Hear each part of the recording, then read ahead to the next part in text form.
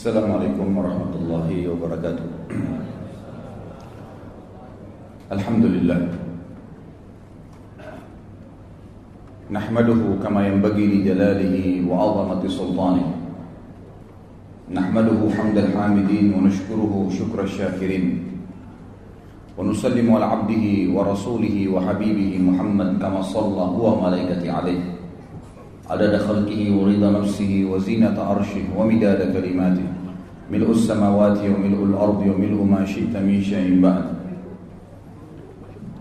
Tentu yang paling layak diucapkan oleh setiap muslim di awal aktivitasnya adalah memuji Allah Subhanahu wa taala.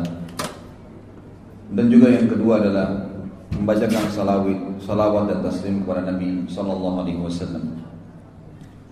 Di awal pembukaan kita saya ingin mengatakan kepada Bapak Ibu sekalian, ikhwah akhwat rahimakumullah, selamat datang di kisah orang-orang saleh, orang-orang yang layak dan sangat pantas untuk dijadikan sebagai idola, suri tauladan, disimak kehidupan mereka. Orang-orang yang telah mencatat buku-buku sejarah dunia, bukan cuma sejarah umat Islam, sejarah dunia, dengan tinta-tinta emas dari perilaku-perilaku mereka dalam kehidupan. Sosok-sosok yang tadinya di padang pasir tidak bisa membaca, bahkan banyak di antara mereka yang tidak bisa menulis, tapi dengan wahyu dari langit mereka menjadi manusia-manusia yang memimpin dunia. Mereka manusia-manusia yang disegani oleh musuh-musuh. Mereka yang selalu dirindukan oleh orang-orang yang beriman. Serial tentang sahabat yang mulia ini, saya berdoa secara khusus kepada Allah SWT akan diberkahi dan dimudahkan.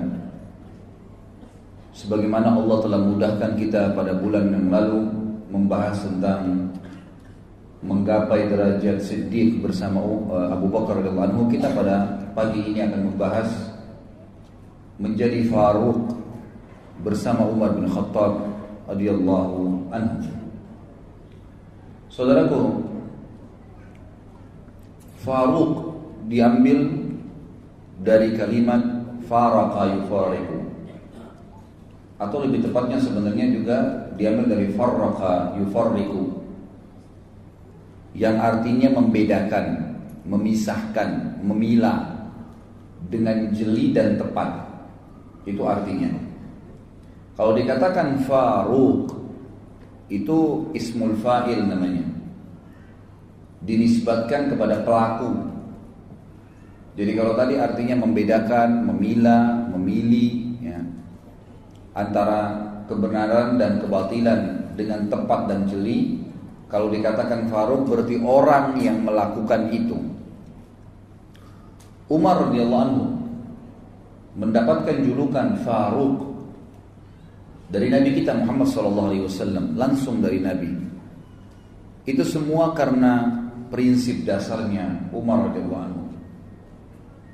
Beliau begitu mengenal Islam, sebagaimana yang kita dengar bagaimana kisah masuk Islamnya, bagaimana kelebihan-kelebihannya, perilaku-perilakunya, bagaimana sosok Umar di zaman jahiliyah yang ganas, yang luar biasa bencinya dengan Islam, yang secara khusus meluangkan waktunya untuk menyiksa kaum muslimin. Umar bin Khattab radhiyallahu anhu pada saat di Mekah sebelum masuk Islam, bukan hanya menyiksa budak dia datang kepada teman-temannya seperti Abu Jahal, Abu Sufyan, Umayyah bin Khalaf, didatangin oleh dia dan dia bantu menyiksa budak-budak temannya sampai sore hari, dari pagi dipukulin, digebukin, macam-macam. Dan Umar bin Khattab pada saat tiba malam, dia meninggalkan orang-orang Islam sambil berkata apa? Kalau bukan karena malam, saya tidak berhenti menyiksamu. Bencinya luar biasa dengan agama Allah Subhanahu wa taala. Ganas luar biasa terhadap orang-orang Islam. Keras, kasar. Tapi dengan adanya hidayah dari Allah Subhanahu wa taala mengubah figur Umar bin Khattab radhiyallahu anhu yang tadinya sibuk dengan khamr. Beliau sendiri menyebutkan tentang kisahnya, beliau mengatakan saya pecinta khamr di masa jahiliyah. Tidak ada hari kecuali mendekuk khamr.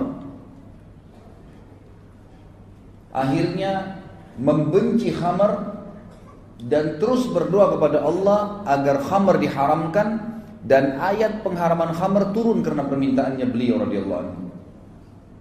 Berubah total dari sesuatu yang buruk menjadi yang baik, dari bodoh menjadi pintar, dari orang yang tidak punya adab, tidak punya tata krama menjadi orang yang sangat mulia akhlaknya.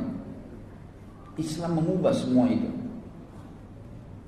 Dan Umar bin Khattab adalah orang yang punya prinsip. Pada saat dia tahu Islam ini benar, maka betul-betul dia membedakan dan memilah antara Islam dengan kekufuran. Hijrah 100%. Dia membedakan antara kebenaran dengan kebatilan. Dan ini akan menjadi inti bahasan kita nantinya. Bagaimana kita bisa menjadi Faruq bersama Umar radhiyallahu anhu, agar bukan mustahil kita bersama dengan beliau di surga nanti. Saya jelaskan pada saat membahas Abu Bakar di awal-awal bahasan kita di seri pertama, dan ini adalah seri kedua dari serial sahabat kita. Bagaimana seseorang di antara kita mengambil hikmah yang sangat besar dari ternukilnya kepada kita kisah-kisah para sahabat. Terutama 10 sahabat dijamin masuk surga yang akan kita bahas di 10 pertemuan pertama kita nantinya. Dengan izin Allah tentunya. Maka kita lihat kisah-kisah mereka dinukil kepada kita, ikhwan dan akhwat sekalian, bukan hanya sebuah dongeng, seremoni, meramaikan tulisan para ulama, bukan. Agar setiap orang beriman di antara kita mengambil pelajaran dari kisah mereka. Bukan mustahil kita bisa menjadi orang yang siddiq bersama Abu Bakar, bukan mustahil kita menjadi orang yang Faruq bersama Umar. Dan akan bulan depan kita akan bahas membeli surga dengan harta bersama Uthman bin Affan radhiyallahu anhu ajma'in. Setelahnya kita akan bahas Ali menjadi prajurit yang dicintai oleh Allah dan Rasulnya bersama Ali bin Abi Thalib radhiyallahu anhu ajma'in. Kisah-kisah mereka ternukil kepada kita, terukir dengan sangat lengkap, terinci apa perilaku-perilaku mereka selama mereka hidup, agar kita mengambil pelajaran. Dan bukan mustahil kita bersama mereka di surga. Bukankah ada 70.000 dari umat Muhammad SAW yang masuk surga tanpa hisab? Bukankah ada hadis lain yang mengatakan, dan Nabi SAW meminta lagi kepada Allah dimudahkan, maka Allah memudahkan di setiap satu orang dari 70.000 itu membawa 70.000 yang lainnya. Semoga Allah SWT menjadikan kita termasuk di antaranya, masuk surga tanpa hisab bersama dengan orang-orang yang sudah dimuliakan oleh Allah SWT dari kalangan sahabat Nabi ridwanullahi alaihi. Umar bin Khattab ini punya banyak sekali fadilah, tetapi yang dititik beratkan adalah bagaimana Umar bin Khattab ini bisa ditakuti, disegani oleh musuh-musuh Allah, sampai pada tingkat syaitan pun takut dengan Umar. Padahal Umar gak melihat syaitan itu. Kira-kira apa kata kuncinya? Di pembukaan ini saya akan sebutkan, dan penulis buku menyebutkan tentang masalah itu. Beliau mengatakan, ini adalah Al-Faruq. Menyebut namanya menghiasi majlis pertemuan setiap orang yang beriman.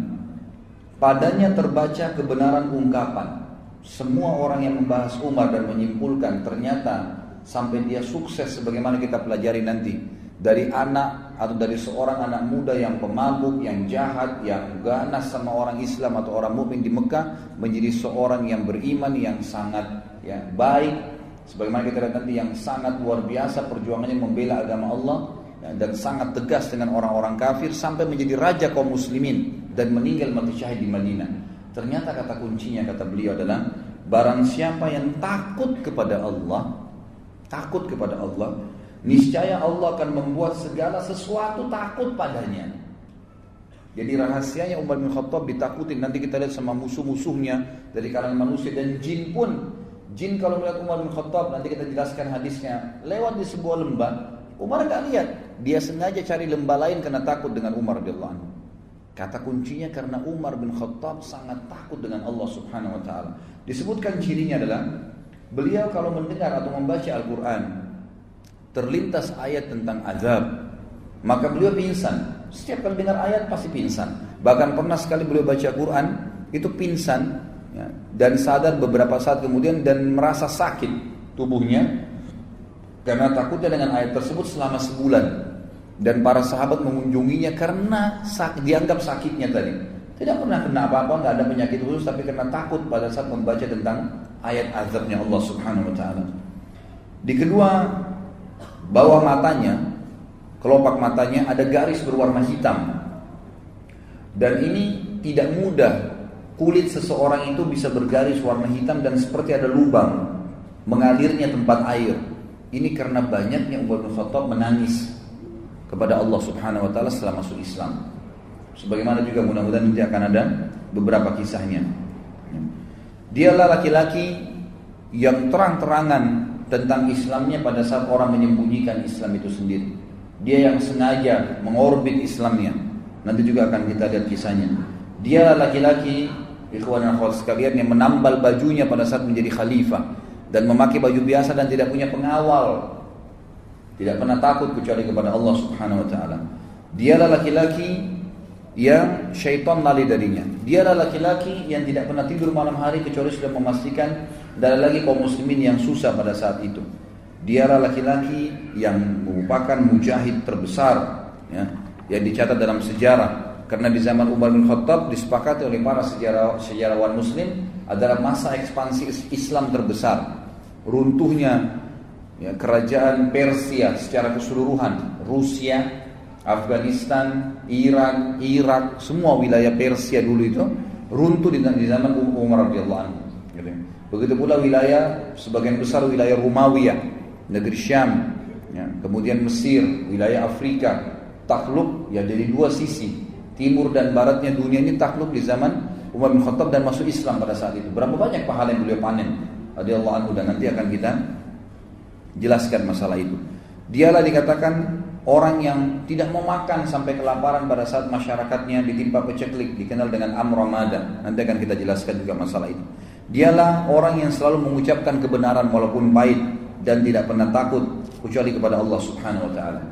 Kata penulis, dialah Faruq umat ini yang telah mengguncangkan singgasana orang-orang zalim, meruntuhkan benteng-benteng raja-raja Kisra dan Kaisar Romawi.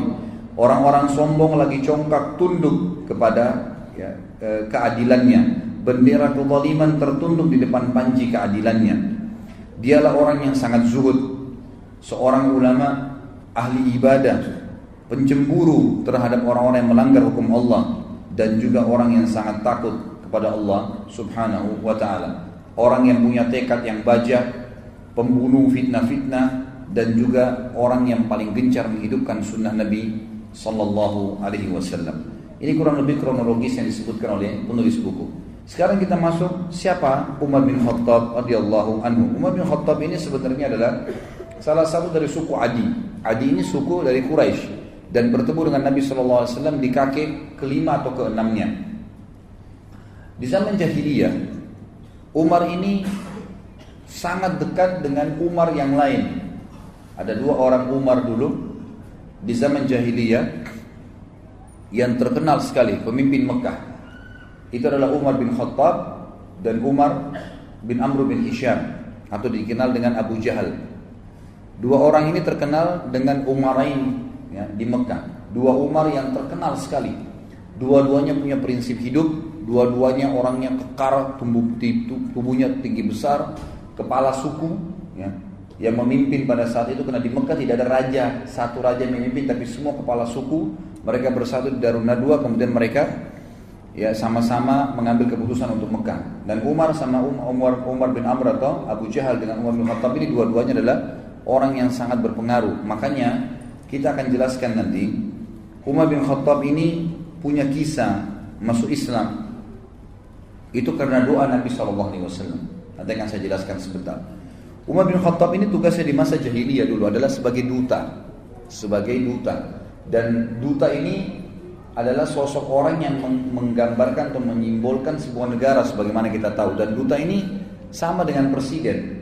Dia nggak boleh diganggu dan dia harus punya kelebihan, keterampilan, baik itu dalam membela dirinya ataupun mempertahankan prinsip-prinsip dasar negaranya. Dan Umar bin Khattab adalah duta, gitu kan, bagi orang-orang Quraisy kemanapun dia yang diutus untuk pergi.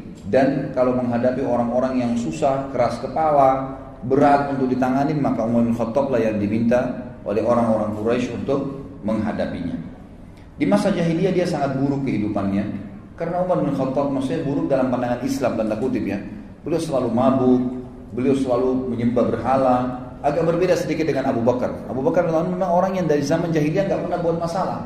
Memang masa jahiliyah itu subhanallah Abu Bakar hidupnya mulus-mulus saja, tidak pernah sembah berhala, orang yang suka bersedekah, memang sudah bersahabat dengan Nabi SAW karena dia tinggal satu camp dengan Khadijah, ya, pemukiman pedagang-pedagang di Mekah, sebagaimana sudah kita jelaskan pada pertemuan yang lalu. Tapi Abu Bakar itu hidup Abu Bakar. Mungkin tidak semua orang bisa seperti Abu Bakar. Tapi Umar Allah jadikan radhiyallahu anhu ajma'in adalah simbol ya rahmatnya Allah Subhanahu wa taala. Ternyata Umar bin Khattab ini kehidupannya luar biasa gitu.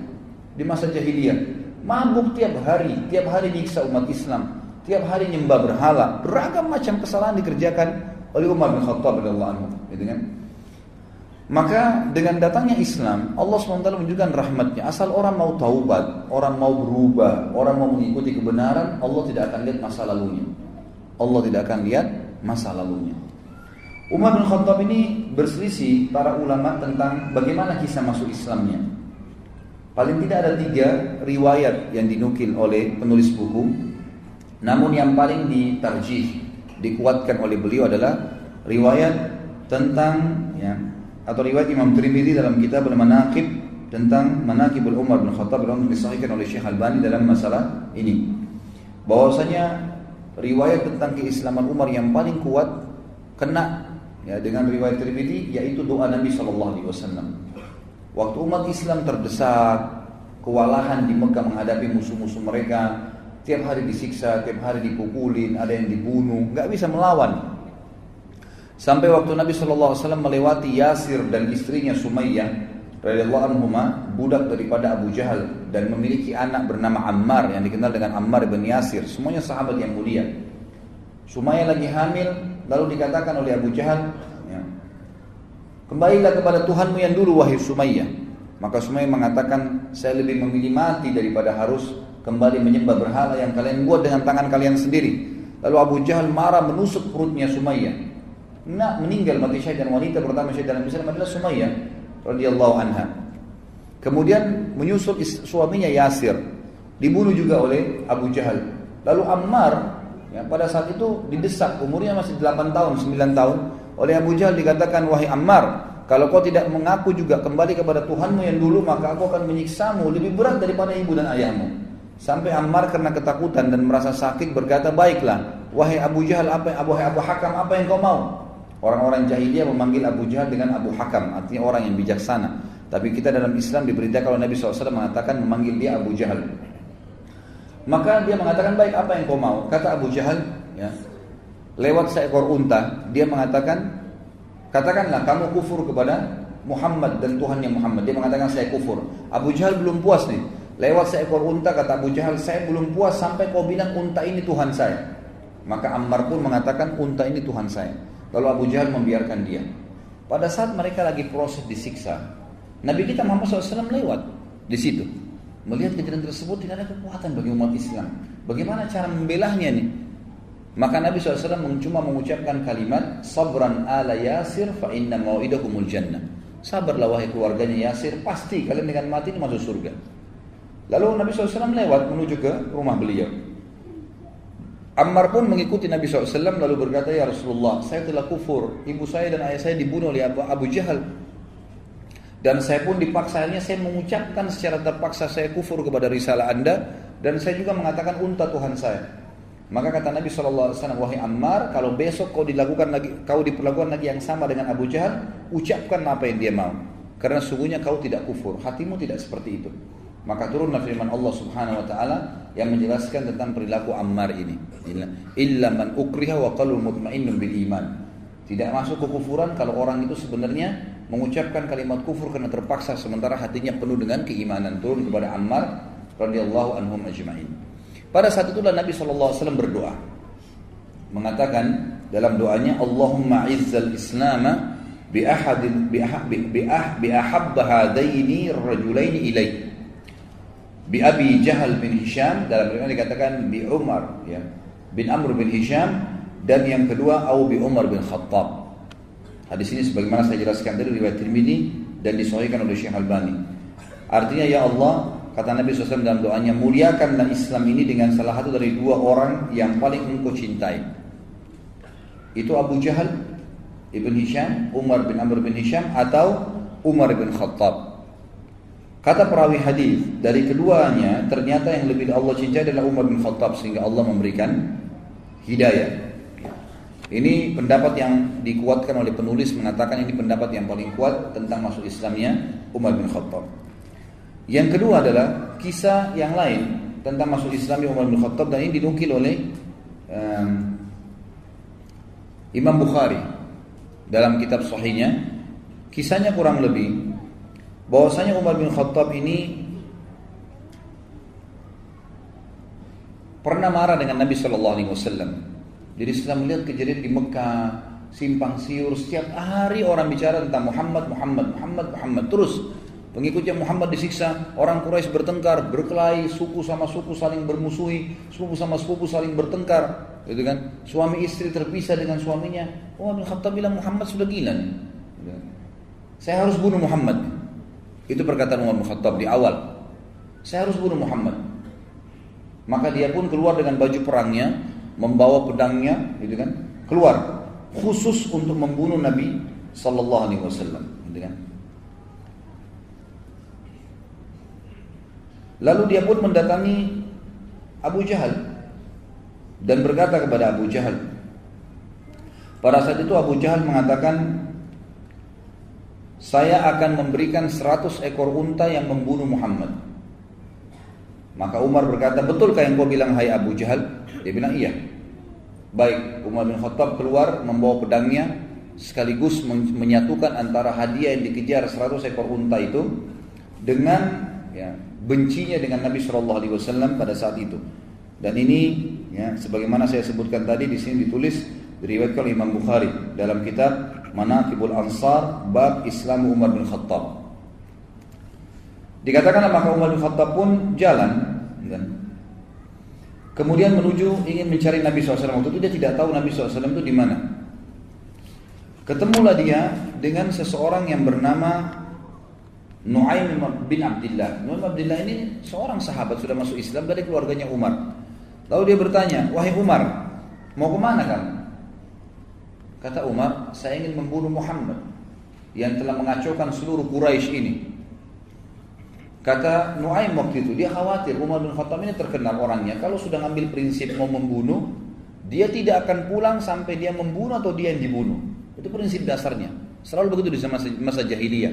Dan dia terkenal hampir sama kekuatan fisiknya sama Hamzah radhiyallahu anhum, ya, ajma'in. Hamzah ini terkenal dulu kalau berburu di Mekah, itu berburu singa, harimau, dibunuh, berburu ya. Lalu kemudian dia pikul harimau atau singa sendiri di pundaknya. Karena kuatnya Hamzah radhiyallahu anhu. Dan Umar bin Khattab juga sama. Terkenal dua orang ini kalau berburu, berburunya bukan rusa, bukan kelinci, bukan kambing liar, unta, enggak, dia berburu singa, harimau, dibunuh sendiri kemudian dipikul di pundaknya masuk ke Mekah, dikulitin, dimakan sama dia. Jadi memang orang-orang yang sangat kuat secara fisik. Umar bin Khattab ini karena tegasnya, maka Nu'aim bin Abdullah ini takut radhiyallahu anhu, jangan sampai dia betul-betul datang membunuh Nabi SAW ini. Bagaimana caranya? Maka dia pun akhirnya terlintas, dia bilang, tidak ada di benak saya waktu itu kecuali saya ingin mengalihkan Umar agar tidak menuju ke rumah Nabi SAW. Waktu itu Nabi sedang berada di Darul Arqam, rumah salah seorang sahabat yang terkenal dijadikan sebagai basis dakwah Nabi SAW. Maka Nu'aim bin Abdullah berkata radhiyallahu anhu, wahai Umar, apakah kau mengira nanti suku Abdul Muttalib dan suku Hashim, suku Nabi SAW akan membiarkan kamu kalau kau bunuh Muhammad? Dia bilang, saya nggak peduli, walaupun dua suku itu berperang dengan saya sendiri. Betul-betul prinsip dasar mau membunuh ini, gitu kan?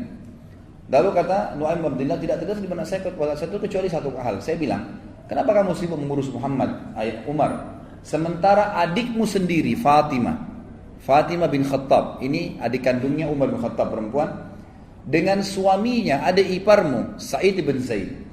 Sa'id bin Zaid radhiyallahu anhu adalah salah satu dari 10 yang masuk surga nantinya, gitu kan?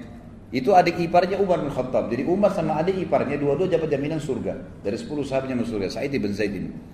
Mereka sudah masuk ikut agamanya Muhammad. Bagaimana bisa kau sibuk dengan Muhammad sementara keluargamu sendiri belum kamu urus? Maka Umar marah mengatakan, apakah benar Fatimah adikku sudah sabah, ya, artinya sudah keluar meninggalkan agama Tuhannya? Kata Nuaim, iya benar, silakan kau pastikan sendiri. Maka Umar bin Khattab waktu itu tidak tahu di mana Nabi SAW berada dan dia tahu rumah adiknya, dia menuju ke rumah adiknya. Jalan dari ke rumah adiknya. Tiba di rumah adiknya, ternyata adiknya Fatimah binti Khattab dan suaminya Sa'id bin Zaid sedang belajar Al-Quran dari seorang sahabat tadinya bekas budak yang dibebaskan oleh Abu Bakar namanya Khabbab bin Arad. Khabbab bin Arad adalah guru Al-Quran, dia ajar mengaji lagi dengan ayat. Begitu mereka dengar suara langkah Umar bin Khattab, dalam beberapa athar dikatakan Umar ini saking badannya besar, kalau dia melangkah suara kakinya terdengar. Maka didengar oleh Fatimah dan mereka tahu itu adalah langkah Umar. Dengan suaranya juga dikenal dari Umar. Maka mereka pun menyembunyikan Khabbab bin Arad di kamar, kemudian menyembunyikan beberapa lembaran Al-Quran yang waktu itu masih tertulis di kulit-kulit unta. Lalu Umar mengetuk pintu tidak dibukakan, lalu dia mendobrak pintu dan rubuh pintu itu. Kemudian dia berkata kepada Fatimah dan Sa'id, adiknya dan adik iparnya, apa tadi yang saya dengar itu? Apakah itu yang Muhammad ajarkan? Kata Fatimah, tidak ada sesuatu yang kau dengar. Apa yang kau dengar tadi? Lalu dia mengatakan, tadi saya dengar. Tidak usah kalian rahasiakan. Perlihatkan kepada saya itu. Waktu itu kebetulan lembaran Al-Quran dipegang oleh Fatimah. Lihat, disembunyi di belakang badannya tapi kelihatan. Umar mengatakan, pasti itu yang kamu pegang, berikan kepada saya. Fatimah nggak mau. Maka Umar menampar adiknya. Waktu ditampar keluar darah, jatuh.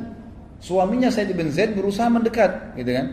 Waktu mendekat dipukul juga sama Umar. Jatuh dua-duanya. Waktu jatuh Umar sudah tinggal mengambil kertas saja, tapi Allah kulit itu saja. Tapi Allah SWT memudahkan waktu itu hatinya Umar terbuka. Dia lihat adiknya jatuh berdarah, belum pernah dia mukul adik kandungnya sendiri. Maka dia pun mengatakan, kenapa kau selalu terlalu ngotot mempertahankan ini? Kata adiknya, jangan kau pegang hai Umar. Karena kau najis, nggak mungkin kamu bisa memegang ini. Kau masih dalam keadaan kafir. Kalau kau mau memegangnya maka mandilah dulu.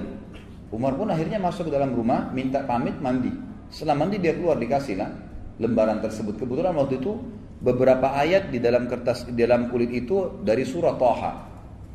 Surah Thaha. Lalu Umar pun duduk kemudian membaca. Mulailah membaca. Ya, Thaha ma anzalna ilaikal qur'ana litashqa illa tadhkiratan liman yakhsha. Terus dia baca, Thaha, ya, kami tidak turunkan Al-Qur'an ini kepadamu untuk kamu sedih hai Muhammad, kecuali hanya peringatan bagi orang-orang yang mau tunduk kepada Allah pencipta langit dan bumi ini. Terus dia baca ayat demi ayat. Enggak lama kemudian Umar bin Khattab seperti orang yang lunak. Kita bisa lihat kalau orang lagi tubuhnya dalam keadaan sombong, yang dia kuatkan, dia tegarkan, dengan orang yang lagi lunak, gitu kan, beda. Maka melihat waktu itu Sa'id bin Zaid melihat Umar bin Khattab agak melunak. Lalu dia waktu itu juga waktu Umar membaca, rupanya suaranya agak keras dan ini dalam bahasa Arab dia ngerti. Umar itu bisa membaca, ya. Maka dia membaca pun, maka dari dalam kamar waktu Umar membaca ayat tersebut dan bacaannya benar, karena itu bacaan dalam bahasa Arab, dia tahu. Maka Khabbab bin Arad, guru mengaji tadi dari sahabat Nabi yang bekas budak yang dibebaskan oleh Abu Bakar radhiyallahu anhu ini, keluar. Lalu melihat keadaan tersebut, Umar bin Khattab berkata, "Di mana Muhammad?" Khabbab bin Arad radhiyallahu anhu tahu bahwasanya Umar ini sudah lunak nih. Dia mengatakan, "Wahai Umar, kalau kau mau saya yang tunjukkan." Maka Khabbab bin Arad pun memegang tangan Umar lalu sama-sama menuju ke Darul Arqam. Tiba di Darul Arqam, ikhwan dan akhwat sekalian, dari kejauhan, bukan Darul Arqam ini 2 lantai. Lantai kedua, ada seorang sahabat yang memang ditugaskan oleh Nabi SAW untuk memantau. Kalau ada orang-orang Quraisy yang datang atau mengetahui kegiatan mereka, maka mereka bubar gitu. Begitu dia lihat dari jauh, ternyata ada Khabbab bin Arad datang, lagi berada di sebelahnya Umar bin Khattab. Dan Khabbab bin Arad ini memegang tangan Umar, tapi dari kejauhan kesannya seperti Umar yang memegang dia, karena besarnya tangan Umar, gitu kan. Maka yang sahabat di lantai 2 rumah ini mengira Umar bin Khattab menawan Khabbab bin Arad, gitu kan, dan dia datang untuk membunuh Nabi SAW. Maka berteriak dari atas sahabat ini, Umar bin Khattab, si kafir datang, gitu kan. Maka semua orang heboh di rumah Darul Arqam. Umar bin Khattab yang datang, lebih baik orang-orang Quraisy 10-20 orang daripada Umar yang datang, gitu kan. Bagi mereka luar biasa kalau Umar datang, ini berbahaya sekali, gitu kan. Nanti kita lihat setelah masuk Islam bagaimana dia lawan orang-orang Quraisy juga sendirian. Maka dia pun datang ke dekat pintu. Pada saat masuk dekat pintu, Maka semua sahabat waktu itu hirup-hirup dalam rumah. Hamzah radhiyallahu anhu waktu itu sudah masuk Islam sebelumnya dan duduk lalu berkata, biarkan dia masuk. Kalau dia niat buruk, saya akan menghadapinya. Maka Nabi SAW mengatakan, masukkan Hamzah ke dalam kamar. Hamzah disuruh sembunyikan. Ini bukan perkelahian. Nabi SAW sudah tahu. Dimasukkan ke dalam ruangan, lalu kata Nabi SAW, bukakan buat dia. Begitu dia masuk, begitu dibukakan pintu, Umar bin Khattab lihat Nabi SAW, tundukkan pandangannya. Lalu Nabi SAW memegang pundaknya, bajunya dengan keras dan menyentaknya sambil mengatakan, wahai Ibnu Khattab, apakah kau menunggu azabnya Allah turun padamu baru kau beriman? Maka Umar diam. Nabi SAW sentak kedua kali, wahai Ibnu Khattab, apakah kau menunggu azabnya Allah turun kepadamu baru kau mau beriman? Sampai 3 kali lalu Umar bin Khattab jatuh berlutut di tanah lalu mengatakan, saya beriman kepadamu ya Rasulullah. Lalu dia syahadat. Pada saat dia syahadat, seluruh Darul Arqam bertakbir. Karena besarnya takbir kaum muslimin, bangga dengan Umar masuk Islam, terdengar sampai di dekat Ka'bah takbir mereka. Gitu kan? Jadi saking besarnya. Ini salah satu kisah yang berhubungan dengan masuk Islamnya Umar bin Khattab. Riwayat yang lain maksud saya. Riwayat yang ketiga adalah riwayat yang dinukil oleh Imam Ahmad, ya. Mohon maaf, bukan. Riwayat di sini dikatakan sebenarnya sanadnya dhaif, ya. Sanadnya dhaif, tapi ini disebutkan oleh Imam Az-Zahabi dalam Al-Mizan. Ini dikarenakan karena riwayat ini terdapat Abdurrahman bin Harith, seorang rawi yang jujur sebetulnya, tapi dia memiliki kekeliruan dalam meriwayatkan hadis. Jadi sebenarnya dhaifnya, lemah pun tidak terlalu lemah. Ya karena dia bukan pembohong, dia bukan ahli maksiat, cuman dia kadang-kadang keliru kalau menyampaikan hadis, lafadznya ada yang tertukar. Maka didhaifkan. Tapi ulama tentu nanti saya simpulkan akan menggabungkan 3 riwayat dan mengatakan tidak ada yang berbentrok satu sama yang lain. Intinya Umar bin Khattab sudah masuk Islam dan akhirnya menjadi seorang sahabat yang mulia. Ibnu Ishaq menukil dalam buku sirahnya tentang Ummu Abdillah binti Abi Hathma, ya, radhiyallahu anha. Pada saat dia cerita, Ummu Abdillah ini bercerita, demi Allah ketika kami sedang bersiap-siap berangkat ke negeri Habasyah, mau berangkat ke negeri Habasyah, maka suaminya Amir namanya sedang menunggu di sebuah lembah yang cukup jauh dari Mekah supaya tidak kelihatan, maka satu-satu keluar gitu. Ummu Abdillah ini kebetulan masih punya hubungan kerabat dengan Umar bin Khattab dan waktu itu terdengar di orang-orang Quraisy bahwa muslimin sudah mau hijrah, mau melarikan diri dari Mekah, dan orang-orang Quraisy berjaga-jaga. Termasuk Umar bin Khattab yang berjaga-jaga, ya, berusaha menahan umat Islam jangan sampai hijrah ke Habasyah. Ada yang hijrah dibunuh, gitu kan, berusaha dibunuh. Ummu Abdillah ini punya hubungan kerabat dengan Umar dan dia bersama dengan anaknya Abdullah ingin menyusul suaminya ke sebuah lembah yang sudah cukup jauh dari Mekah. Pada saat dia mikul-mikul barangnya, melewatin lembah demi lembah, tiba-tiba sebelum keluar dari pintu gerbang Mekah, ada Umar bin Khattab berdiri. Kagetlah Ummu Abdillah ini. Lalu Ummu Abdillah berkata, sungguh kami mendapatkan ujian berat melalui kalian. Maksudnya orang-orang musyrik Mekah, ya. Kami tidak pernah dibiarkan oleh kalian. Mau beriman pada Allah di Mekah diganggu, mau hijrah pun ditahan.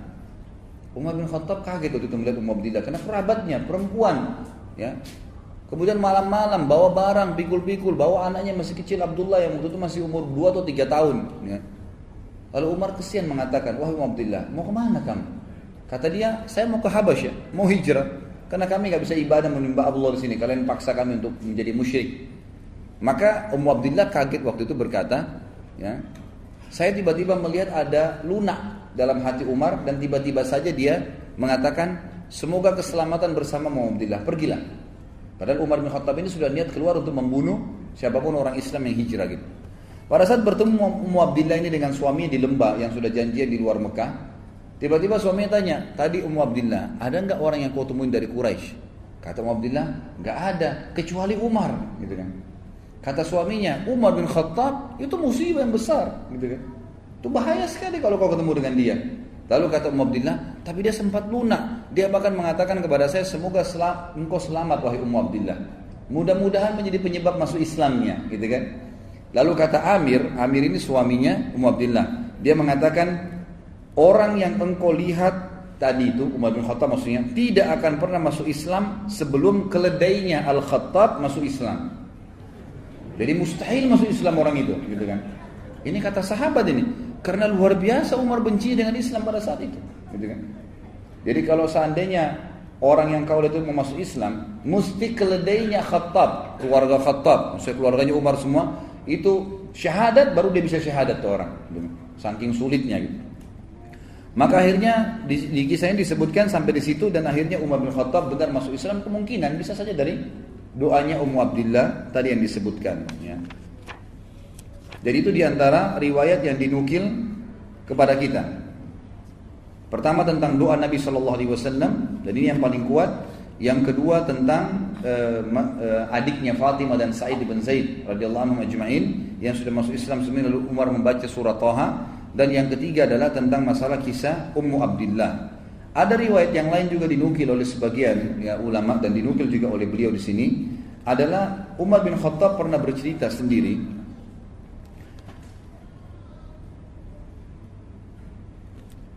Dia mengatakan, aku dulu adalah orang yang sangat membenci Islam, pecandu khamar di zaman jahiliyah. Aku sangat menyukai dan selalu meminumnya.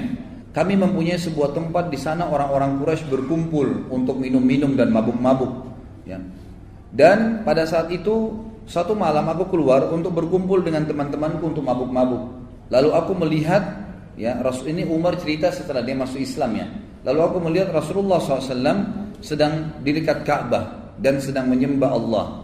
Maka aku pun berkata, cobalah aku mendengarkan apa yang disampaikan oleh Muhammad. Ini riwayat lain ya. Lalu kemudian aku pun menyelipkan diri di antara kiswanya Ka'bah. Sampai mendekat, tidak ada yang memisahkan antara aku dengan Muhammad kecuali kiswah Ka'bah. Lalu aku dengarkan apa yang dibaca oleh Muhammad sehingga menyentuh hatiku. Lalu aku pun akhirnya mendengarkan suara dari Nabi SAW setelah hatiku tersentuh.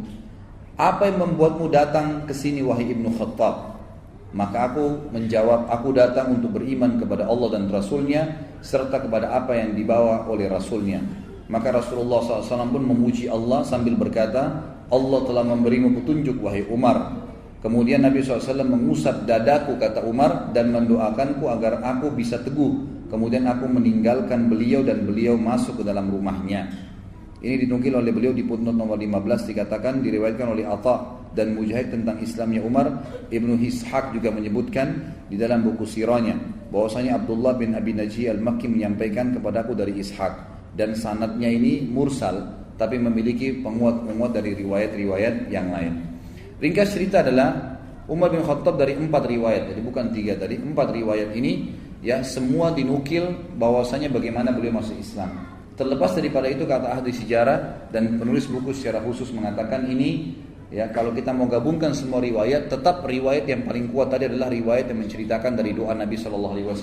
Memang kalau doa Nabi maka semua jadi penyebab beliau akhirnya masuk Islam, dan kasuistik tadi yang lainnya semua karena penyebab beliau masuk Islam saja. Lalu kita masuk setelah masuk Islam. Pada saat Umar bin Khattab mengucapkan syahadat, maka yang paling pertama dia lakukan 2 hal. Begitu dia syahadat depan Nabi SAW, dia melakukan 2 hal. Yang pertama adalah dia langsung bertanya. Kata Ibnu Umar radhiyallahu anhu dalam riwayat yang sahih, riwayat Imam Bukhari, disebutkan bahwasanya pada saat Umar bin Khattab masuk Islam syahadat, dia menanyakan kepada para sahabat, siapakah di antara orang-orang Quraisy yang paling tidak bisa pegang amanah, lisannya langsung suka gosipin orang. Kata beberapa sahabat di sebelah Umar, Jamil bin Muammir. Ada seseorang yang bernama Jamil bin Muammir. Coba temuin orang ini mengatakan itu namanya Jamil bin Muammir. Lalu Umar bin Khattab mengatakan di mana dia? Kata sebagian orang di dekat Ka'bah. Ibnu Umar yang menukil riwayat ini mengatakan, saya lalu mengikuti ayah saya. Pada saat menemui ya Jamil bin Muammir ini lagi duduk depan Ka'bah, ayahku pun mendekati sambil berkata, wahai Jamil, apakah kau belum tahu apa yang terjadi dengan saya? Kata Jamil, tidak. Ada apa wahai Ibnu Khattab? Lalu kata Umar, saya sudah menjadi pengikut Muhammad, gitu kan? Lalu kata Abdullah bin Umar, belum sempat Umar bin Khattab, ayah saya masih mau ceritain nih bagaimana masuk Islamnya. Jamil bin Muammir ini memang tukang gosip yang super, gitu kan? Sampai dia bilang belum dengar ceritanya apa, berdiri langsung menuju ke dekat Ka'bah, ya tanpa melihat wajah ayah saya sedikit pun, lalu berkata dekat Ka'bah, Umar bin Khattab telah murtad, telah sabak itu menyembah selain Allah, selain Tuhan-Tuhan mereka. Maka orang-orang Quraisy pun datang dan akhirnya mengeroyoki Umar. Ya, mengeroyok Umar. Waktu Umar ditanya oleh orang Quraisy sebelum dikeroyokin, wahai Umar, apa kau sudah sabak? Sabak itu berarti sudah murtad dari agama kita, menyembah selain berhala-berhala yang kami sembah. Kata Umar, tidak, saya enggak sabak, saya enggak murtad, tapi saya sudah asyhadu an la ilaha illallah wa anna muhammadar rasulullah. Malah dia syahadat depan mereka, gitu kan. Maka dalam riwayatnya dikatakan Umar bin Khattab pun dikeroyokin oleh orang-orang Quraisy. Riwayat yang ini riwayat menjelaskan, maka Umar pun dikeroyokin orang Quraisy, lalu dia berkelahi sama mereka dari pagi itu sampai sore. Sendirian dia lawan, gitu kan. Pada saat Umar bin Khattab capek, letih, ada dua riwayat di sini. Riwayat yang pertama menjelaskan, khusus masalah riwayat yang pertama ya. Nah, nanti riwayat yang kedua tentang bagaimana setelah masuk Islam, apa perilakunya. Ini masih riwayat yang pertama, tapi khusus masalah pada saat dia dikeroyokin ada dua riwayat lagi. Di sini menjelaskan. Riwayat yang pertama adalah Umar bin Khattab berkelahi sampai dia lelah. Begitu dia lelah, Umar bin Khattab duduk di tanah sambil berkata, lakukan apa yang kalian mau lakukan. Silakan pukulin saya, terserah. Demi Allah, kalau kami ada jumlahnya 300 orang saja yang sudah beriman sama Allah, maka kami memiliki Mekah atau kalian jadi pemilik Mekah. Artinya kami terus akan berkelahi dengan kalian sampai Mekah ini takluk, gitu kan? Kalau kami 300 orang. Riwayat yang lain mengatakan, waktu Umar bin Khattab letih, Umar bin Khattab balik melihat siapa di antara yang sedang keroyokin dia yang berkelahi ini, pemimpinnya Quraisy. Ada ditemukan ada satu pimpinan Quraisy, waktu itu tidak disebutkan namanya, dipegang ya badannya sama Umar, ditidurkan di tanah, lalu sama Umar ditusuk matanya. Umar bilang, kalau kau tidak suruh, jadi Umar lagi digebukin nih, tapi orang itu di bawahnya Umar tusuk matanya. Umar bilang, kalau kau tidak berhentikan mereka, matamu akan saya butakan. Maka dia pun teriak, lepaskan Umar sudah gila mau butain mata saya. Gitu. Akhirnya orang-orang pada tinggalin Umar waktu itu. Itu riwayat yang berhubungan dengan masalah waktu dikeroyokin. Riwayat yang lain menjelaskan, tapi ini riwayat sebenarnya yang pertama lebih kuat, ya, karena diriwayatkan oleh Imam Bukhari. Kalau ini riwayat lebih hasan, ya diriwayatkan hasan ada sebagian mendhaifkannya. Tapi yang jelas riwayatnya juga dipegangi oleh sebagian ahli sejarah karena penguat dia. Waktu Umar bin Khattab masuk Islam, dia berkata kepada Nabi SAW, ya Rasulullah, bukankah kita dalam keadaan benar? Ini baru syahadat nih, belum belajar banyak hukum, gitu kan? Apakah bukankah dalam keadaan benar? Kata Nabi SAW, benar. Bukankah orang Quraisy dalam keadaan salah, batil, menyembah berhala, salah? Padahal tadi sebelumnya dia sudah menyembah berhala, gitu kan? Kata Nabi SAW, benar. Kata Nabi SAW, kata Umar, kalau begitu kenapa kita tinggal ya Rasulullah? Ayo kita perangin aja, gitu kan? Padahal ini masih baru berapa belas orang, gitu kan? Maka Nabi SAW waktu itu mengatakan, sabarlah wahai Ibnu Khattab, sesungguhnya Allah belum perintahkan itu padaku. Jadi ini riwayat yang lain tentang perilaku Umar bin Khattab pada saat dia masuk Islam. Penulis buku di sini langsung pindah ke kisah, bukan lagi di Mekah. Karena di Mekah tidak terlalu banyak kisahnya Umar bin Khattab radhiyallahu anhu, tapi kita masuk ke kisah lebih banyak nanti bagaimana dia setelah masuk Islam, bagaimana pada saat dia hijrah, dimulai dengan pada saat hijrah, bagaimana pada saat hidup di Madinah, peperangan-peperangan yang dia hadiri bersama Nabi SAW, janji-janji Nabi SAW kepada diri beliau pribadi, kemudian juga apa perilaku beliau pada saat beliau jadi khalifah. Itu akan banyak fokus di situ. Pada saat Umar bin Khattab akan hijrah, di sini ditulis oleh beliau, hijrah yang merendahkan martabat orang-orang musyrik. Dinukil dalam sebuah riwayat, ya, riwayat disebutkan oleh Imam Tirmidzi, ini disebutkan oleh Ibnu Athir dalam Usudul Ghaba, dan ini dengan sanad yang sahih, ya. Dan khabar ini juga dikatakan disebutkan dalam buku Ar-Riyadun Nadhirin atau Ar-Riyadun Nadhirah, ya. Ini disebutkan juga dengan riwayat-riwayat yang sahih bahwasanya Umar bin Khattab pada saat akan hijrah ke Madinah, maka Ibnu Abbas meriwayatkan, Ibnu Abbas berkata, aku telah mendengarkan Ali bin Abi Thalib menceritakan, kata Ali, aku tidak mengetahui seorang laki-laki dari kaum muhajirin yang berhijrah melainkan dia melakukan dengan sembunyi-sembunyi kecuali Umar bin Khattab. Dan subhanallah, nanti kita lihat banyak sekali kelebihan Umar bin Khattab. Itu yang sebutin adalah Ali bin Abi Thalib. Yang justru riwayat-riwayat ini anehnya kenapa tersembunyi dari teman-teman orang-orang kita Syiah ini, yang semoga Allah berikan hidayah, gitu kan? Kenapa mereka tidak merenungi masalah ini gitu? Malah terbalik, mereka menganggap kayak membenci, ya, atau ahli sunnah ini membenci Ali. Padahal kita menghormati Ali radhiyallahu anhu, dan Ali ini adalah mertua Nabi, mertua Umar bin Khattab di akhir hidupnya Umar bin Khattab. Sebagaimana kita tahu, Umar bin Khattab nanti di akhir hidupnya menikah dengan Ummu Kalthum, adiknya Hasan dan Husain, dan Umar bin Khattab meninggal di paha, ya, Ummu Kalthum itu sendiri. Ali di sini menukil, mengatakan, memuji Umar bin Khattab, berkata, saya, ya, Atau aku tidak mengetahui seorang laki-laki dari muhajirin yang berhijrah ke Madinah, melainkan dia melakukan dengan sembunyi-sembunyi kecuali Umar bin Khattab. Ketika hendak berhijrah, dia mengambil pedangnya, menyiapkan busurnya, menenteng beberapa anak panah di tangannya, dan memegang tombak pendeknya. Jadi orang siap perang, gitu kan? Pedangnya ada, busurnya, anak panahnya, dan tombak kecil di tangan kirinya. Lalu dia menuju ke Ka'bah. Sementara para petinggi Quraisy sedang berada di halamannya. Dia tawaf di Ka'bah 7 putaran dengan tenang, lalu mendatangi makam Ibrahim dan sholat 2 rakaat. Kemudian dia berdiri di hadapan mereka satu persatu dengan berkata, jadi setelah tawaf menghadap ke orang-orang Quraisy, ini yang banyak puluhan jumlahnya, dia menghadap lalu dia berkata, wajah-wajah buruk Allah tidak menghinakan kecuali hidung-hidung ini. Ini bahasa Arab biasanya mengatakan, sungguh kalian orang yang paling buruk di muka bumi. Dia bahasanya begitu.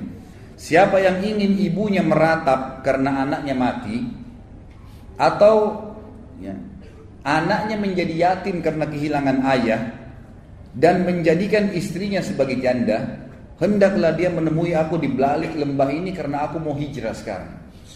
Jadi dia tantang. Jadi bahasanya bukan bilang saya mau hijrah, siapa yang mau lawan saya silakan, enggak.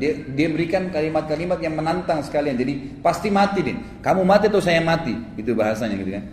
Siapa yang mau anaknya jadi yatim, orang tuanya kehilangan anak, istrinya jadi janda, temuin saya di belakang lembah ini. Saya mau hijrah ke Madinah. Kata Ali radhiyallahu anhu, tidak seorang pun yang mengikutinya kecuali orang-orang yang lemah yang telah diberi pelajaran dan bimbingan olehnya. Lalu dia berangkat kepada apa yang dia inginkan. Ini sebagaimana disebutkan, sudah saya sebutkan riwayatnya. Jadi Umar bin Khattab ini satu-satunya orang yang hijrah dengan kemuliaan. Orang Quraisy nggak ada yang berani sama sekali yang menahan Umar bin Khattab pada saat itu, sementara yang lainnya semuanya sembunyi-sembunyi. Baik, mari kita dengar ikhwan dan akhwat sekalian beberapa manaqib. Manaqib ini kayak fadilahnya lah, ya, kelebihannya Umar bin Khattab yang disampaikan oleh Nabi sallallahu alaihi wasallam. Yang pertama adalah hadis yang sahih riwayat Imam Tirmidzi.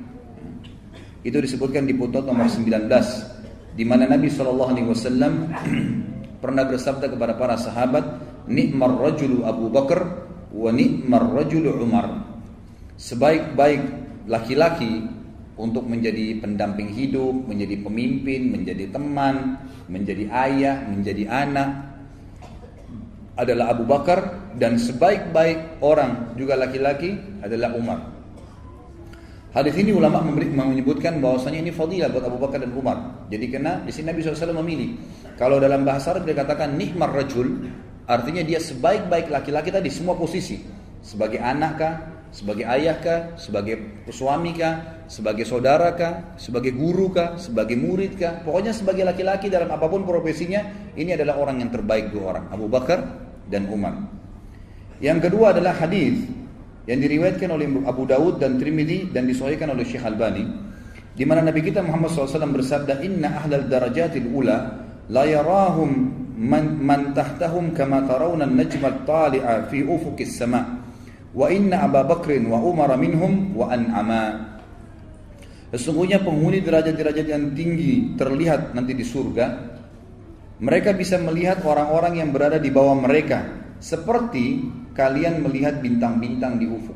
Artinya mereka bisa melihat, kelihatan istana orang-orang yang di bawah mereka. Dan sesungguhnya Abu Bakar dan Umar termasuk mereka berdua yang telah mendapatkan kenikmatan itu. Artinya akan mendengung derajat yang tinggi di surga. Hadis yang ketiga adalah hadis riwayat Bukhari dan Imam Muslim. Dua-duanya meriwayatkan Nabi SAW bersabda, "Laqad kana fi man qablakum minal umami nasun muhaddatsun min ghairi ay yakunu anbiya fa in yakum fi ummati ahadun fa innahu Umar." Di antara umat-umat sebelum kalian dulu ada orang-orang yang diberikan ilham oleh Allah berbicara kemudian menjadi hukum. Allah tentukan menjadi hukum dari lisan mereka. Sementara mereka bukan nabi-nabi. Dan kalau itu ada di umatku maka dia adalah Umar. Maka dia adalah Umar. Nanti akan kita lihat beberapa ayat-ayat Al-Quran turun justru dengan perkataan dari Umar bin Khattab radhiyallahu anhu. Ini fadilah yang ketiga. Fadilah yang keempat, mohon maaf, masih fadilah yang ketiga, tapi riwayat yang lain. Dikatakan oleh Nabi SAW, "Laqad kana fi man kana qablakum min bani Israil rijalun yukallimuna min ghairi an yakunu anbiya, fa iyyakum fi ummati minhum ahadun fa Umar." Di kalangan orang-orang sebelum kalian dari Bani Israel terdapat orang-orang yang diberikan ilham dan mereka bukan para nabi. Berbicara tapi jadi hukum akhirnya. Allah SWT tentukan menjadi hukum sementara nabi-nabi mereka masih hidup ya. Wahyu lagi turun sehingga perkataan mereka dinukil oleh Allah di dalam kitab-kitab nabi mereka gitu kan, karena sesuai dengan apa yang Allah inginkan. Jika pada umatku terdapat seseorang demikian, dia adalah Umar. Fadilah yang selanjutnya, ini fadilah yang keempat, hadis yang diriwayatkan oleh Imam Tirmidzi, juga disahihkan oleh Syekh Albani. Anas bin Malik dan Ali bin Abi Thalib radhiyallahu anhuma, keduanya berkata bahwa Rasulullah SAW pernah bersabda kepada Ali bin Abi Thalib tentang Abu Bakar dan Umar.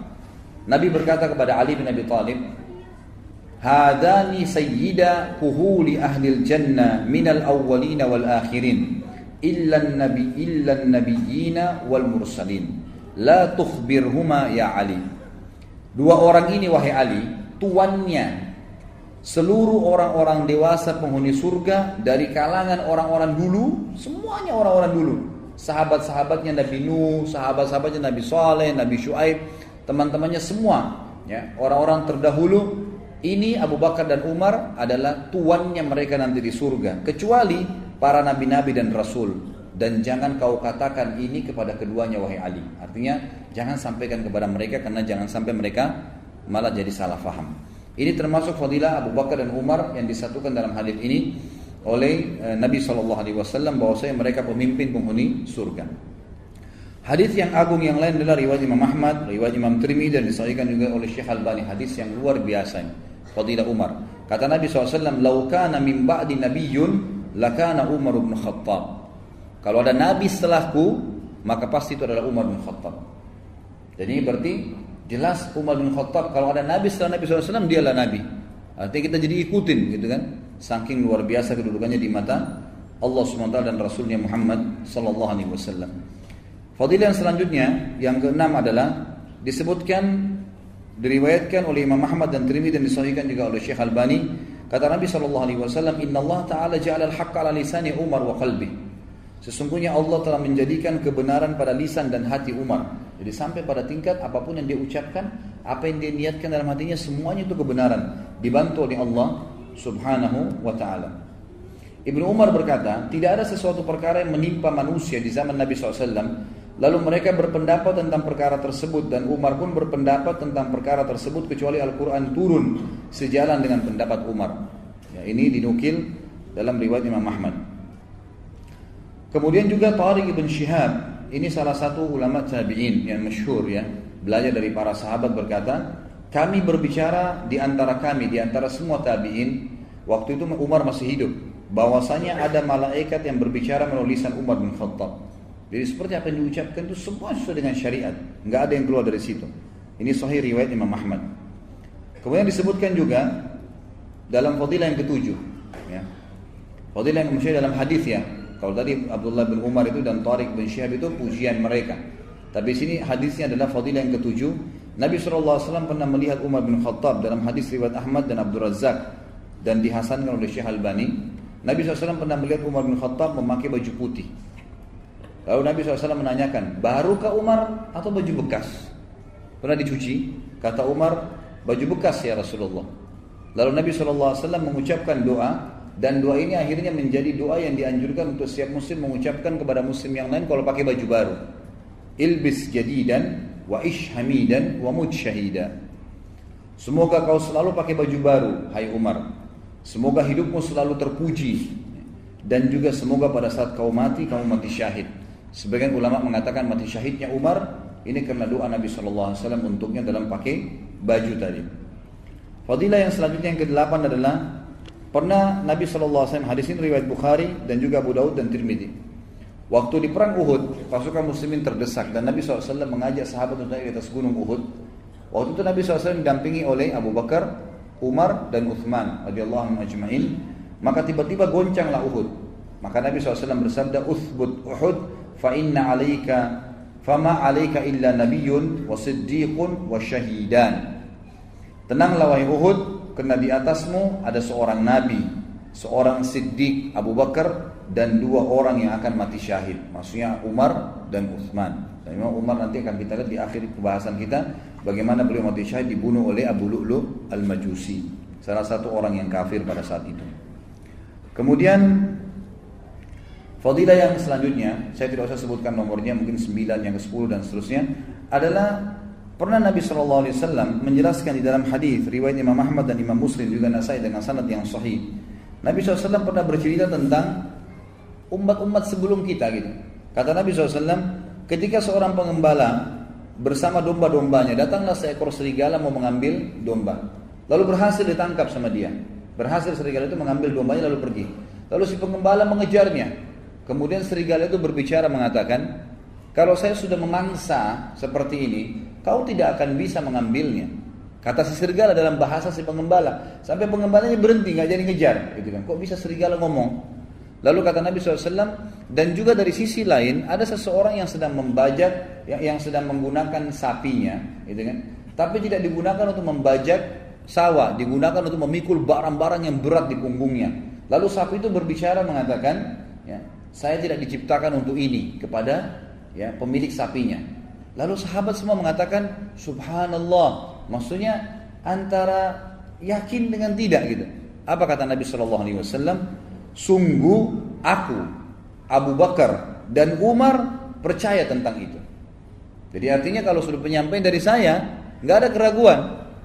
Masalah serigala bisa bicarakah, sapi bisa bicarakah, intinya dari Allah pasti kami percaya. Saya, aku, Abu Bakar dan Umar percaya tentang masalah itu. Dan ini sebuah fadilah. Artinya semua orang ragu tapi beliau ya dengan Abu Bakar dan Umar yakin dengan masalah itu.